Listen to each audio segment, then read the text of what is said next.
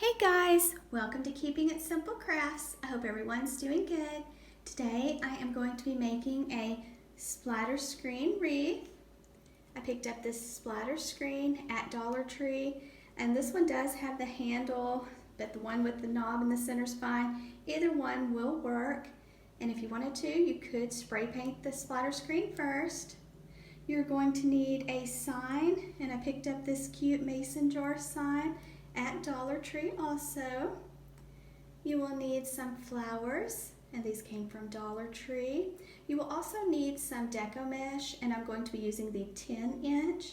You'll need some floral stem wire, some zip ties, your wire cutters, your scissors, your hot glue gun and glue sticks, and some ribbon with wire for this splatter screen wreath.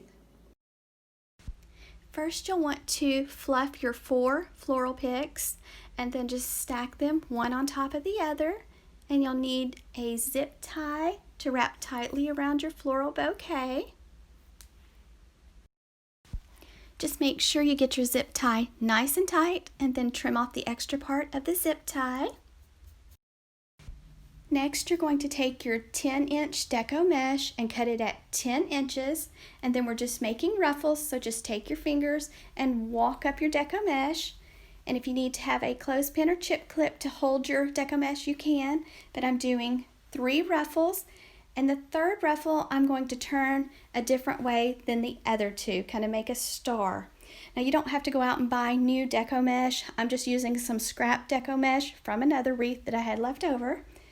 Once you have your little bundle made, take a pipe cleaner and wrap it tightly around your little bundle. Now you'll want to use the cheap, inexpensive pipe cleaners. Don't use the fluffy ones like I used.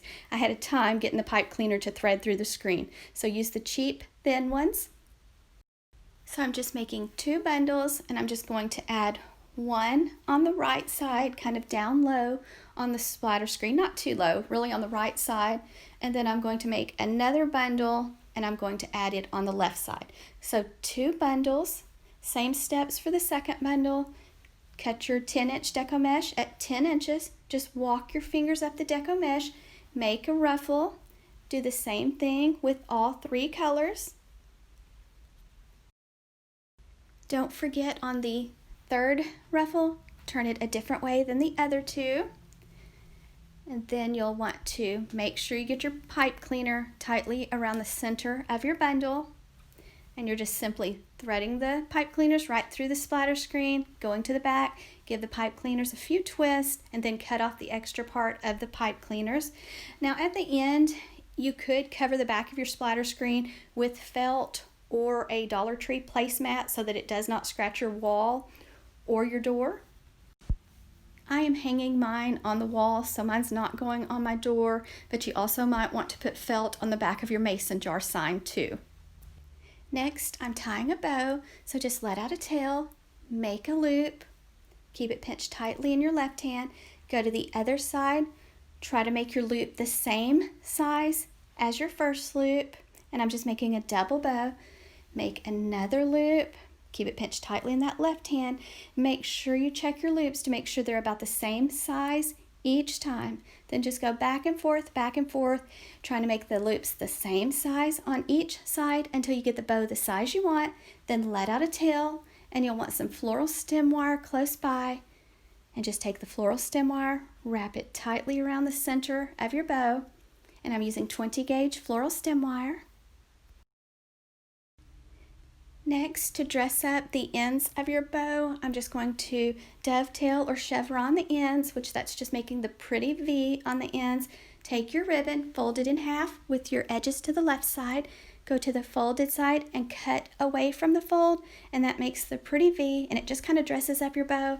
And then make sure you go back and fluff the loops. And this ribbon is 2.5-inch width ribbon with wire. And then next you're going to want to take your bouquet of flowers, place them in the center, make sure you pick up your bundles of deco mesh so that you don't smash them under the bouquet, and then now you're ready to wire on your bouquet to your splatter screen. I just took my wire and went above where I had the zip tie and just went on each side of the stems, added my wire, then went to the back, gave the wires a few twists, and folded them down. And that's it. Now we have our flowers attached. Splatter screen wreaths are one of my favorites to make. I started making them, oh gosh, about a year ago, year and a half ago, I guess now. And so they've been one of my favorites and usually get the most views. So I appreciate y'all that always comment. Y'all are just always so sweet and y'all are so positive, and I really appreciate y'all's positivity. Now I'm just taking the bow, going above the zip tie and the wire where I attached the bouquet to the screen, just twisting those bow wires to the back, folding them down, trimming off the extra part.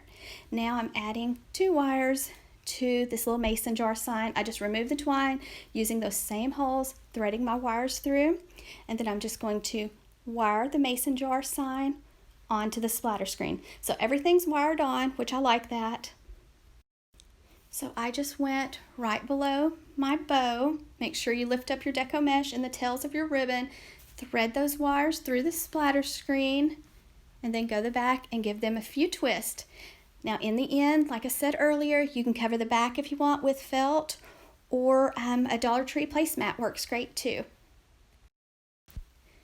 Just make sure before you hang up your wreath that you go back, fluff your flowers, fluff the loops on the bow, make sure your tails are like you like, and then if you use the splatter screen that does not have the handle, then you just take some floral stem wire or wire, thread it through the top of the splatter screen, twist it, make a loop, and then you're ready to hang it up on your door or wall. So I think it turned out really pretty, and it was very inexpensive to make, and my daughter, she just loved it. She said it looks like the mason jar is just holding a bouquet of flowers, so she was just thought it was just the cutest thing. In the comment section below, I would like to know if you have any 4th of July plans, or if you're staying home. My family's probably going to be at home this year, but I hope you enjoyed this tutorial, and if you like it, please give it a thumbs up and share this video. And if you have not subscribed, I would love to have you as a subscriber.